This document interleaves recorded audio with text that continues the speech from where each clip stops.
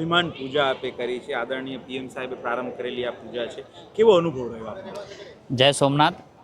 આજે સ્વાભિમાન પર્વની પૂજા પૂરા પરિવાર સાથે કરવાનો અવસર મળ્યો છે. જે દેશ અને જે સંસ્કૃતિને આહટ કરવા માટે, જે સંસ્કૃતિને ખંડિત કરવા માટે 1026 વર્ષની અંદર પ્રથમ મોહમ્મદ ગઝનવીએ જ્યારે આ મંદિર પર આક્રમણ કરીને આપણી સનાતન સંસ્કૃતિને તહેસ નહેસ કરવાનો જ્યારે પ્રયાસ કર્યો હતો, એન કેન પ્રકારે અનેક પ્રયાસો પછી પણ આ સંસ્કૃતિ ડગમગી નથી. જે 2026નું વર્ષ ચાલે છે ને, આદરણીય વડાપ્રધાન માનનીય નરેન્દ્રભાઈ મોદી સાહેબ દ્વારા સ્વાભિમાન પર્વ પૂજાની શરૂઆત કરવામાં આવી. આજે મેં પણ આ પરિવાર સાથે પૂજા કરી છે.